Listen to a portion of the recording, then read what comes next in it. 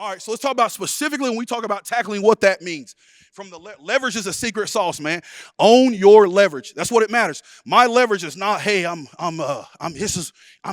right shoulder down the middle. Listen, leverage is where I am in relationship to the ball carrier on the field. Period. That's what it is. Where am I in relationship to the ball carrier on the field? Period. What I tell the guys is the ball should never cross your face. That's it. That's maintaining leverage. I got a history degree from a bad liberal arts college. I can't make it hard. Okay? Where you are on the field is exactly where the ball should stay. It cannot cross your face. So what is it? Trust your hip, own your leverage. And basically what we teach them is, guys, there's two types of tackles. We got the profile tackle and we got the Bearcat tackle. I think everybody in America has a cat tackle of some sort. They got the night tackle. When I was at Army, it was the night tackle. When I was at App, it was the Mountaineer tackle. Now it's the dang on Bearcat tackle. All right. And essentially, it's a low tackle, and it's all the same teaching. Okay. The biggest thing is this: it's where you are on position in the ball carrier. Right. If I've got a head-on view of the ball carrier, if the ball carrier is square, I'm going low. It's really, if the ball carrier is turned, I'm going high. It's that simple. You say, Coach, why is that? Man, when I was playing football, my coach told me you got to get your head across. You got to get your head across and run your feet. That's great, Coach. Well, here's the thing, though. If I get my head across and I run my feet, that means I've got to turn my body. I'm not square. If I'm not square, what does that mean? That means he's in the power position and he's running through my face. That's where people get hurt. So what we want to be is we want to be in the square position. Square players beat turn players all over the field. I've been in 5 different sessions today, and every session I hear coaches talking about guys got to stay square. Guys got to be square. I think the same thing is true of tackling. Now, this is a preference thing. I want guys to be square and remain square, okay? So the idea is this. From the body position on the tackle, that part stays the same. Whether I'm high or whether I'm low, all depends on what my position on the ball carrier is and what his position is in relationship to me. So the idea is this, man. What am I trying to do, okay? I am trying to make sure that I am near leg, near toe, through the crotch. I think that's universal, right? I want to be on half a man. I'm not trying to be down the center of it. I want to be on half a man. I want to make sure I got the bend in the knees, hips, and ankles. All right, and I want to shoot my hands. I want to shoot my elbows. Literally, I want to lock them, squeeze. The way I liken it to the guys and what I tell the guys is, growing up, my granddad, rest his soul, man, we used to always watch Monday Night Raw. And so we were watching Raw, man. The Road Warriors would come out, Hawk and Animal, man. They were my guys, bro. And so when I think about this tackling thing, I think of it like Hawk and Animal. They had the spikes on the shoulder pad. Everybody with me on that? Yeah, spikes on the shoulder pad. When we say the position on the ball carrier, where I want to put my body is like Hawk and Animal. We want to take those spikes on our shoulder pads. We want to put them through the thigh board if I'm going low and through the pec if I'm going high. That's the best example I can give you. So when you think about tackling, that's the position that we want to be on, guys, okay? Want to be in that leverage position, all right? From a tackling standpoint, there's 2 types of families. There's space and condensed tackling. Literally, space tackling is the thing that happens in the back 6 the most or the back end the most. You've got the most space. The in the box tackles are what? You have no space. It's that simple. So the idea is to train those things. Where do the tackles happen? In space or condensed? We want to make sure we train those things, okay? Here's the secret sauce right here, okay? Tracking, all right? This is the next step. So we went kind of through the philosophy of pursuit and violence. Now it's tracking.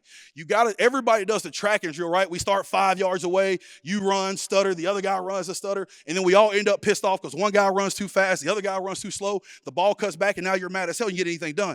Guys, I'm here to tell you that's okay. The guys have to understand what kind of thing you're teaching because there's all kinds of tracking. We all do the perfect track. What we would call on the slideshow is the pure track, right? I tracked them perfectly. I ended up on body. Everything is good. But quite frankly, football is so often not that. There's over tracks, there's under tracks. And really to make it easy on you, man, an over track means what?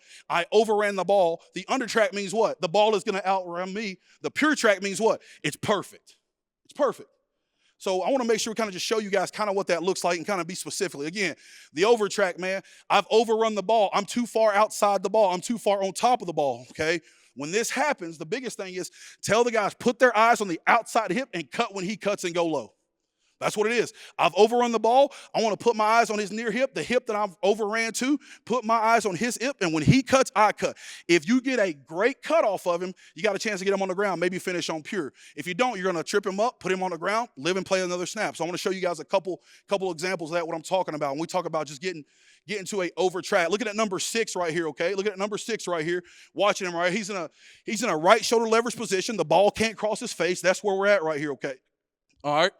Does a good job. He overruns the ball a little bit. He's too far on top. The ball's cutting back. You can see right now, the back cuts. He puts a foot in the ground. He cuts when the back cuts. That's a track. That's an over track, okay? Great example of it. Another look at it right here, okay?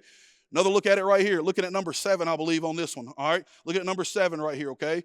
Does a great job matching it. Boom, he's overrun the ball. Cut when the ball carrier cuts. Put my eyes on the hips and go low. If you get a great cut, you can finish pure. I think it's a really nice job by him, man.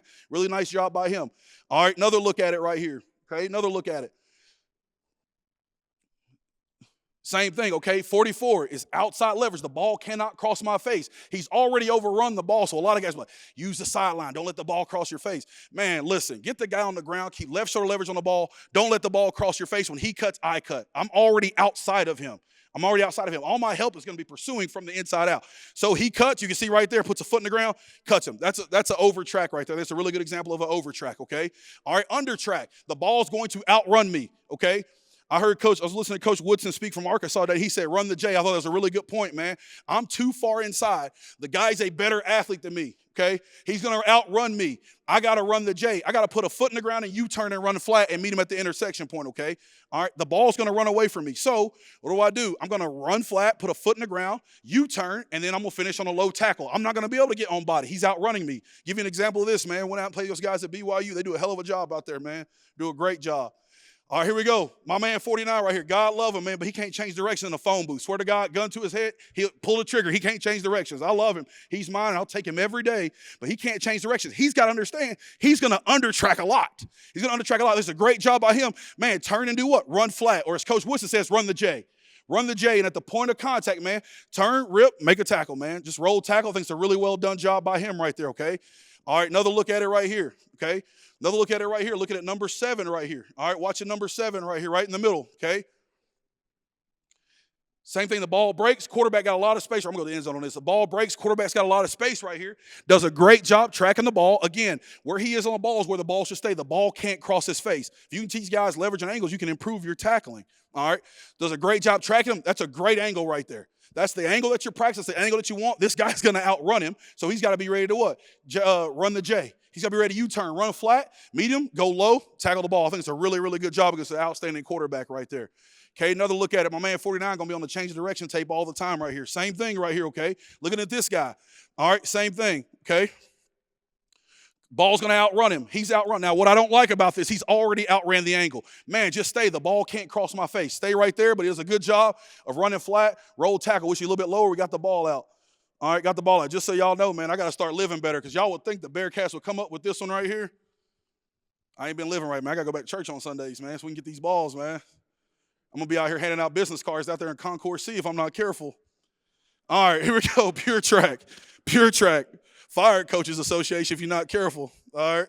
So pure tracking, this is the one that we all practice, right? Everybody finishes on body. You got a perfect track. The ball cuts when you cut. You're on body. It's a really good tackle, okay? Show you example right here of a pure track, okay? Looking at my man 49 again, so I got to give him some love. He got mad the first time I did. He's like, Coach, all you show me is missing tackles. All right, man, I got you right here. It's a great job right here. Near leg up. It's great violent club of his arms. Boom, really good knockback tackle. Think that's really well done right there. All right, talking about tracking again, okay? Looking at number 7 right here. It's a great track by him, okay? Great track by him.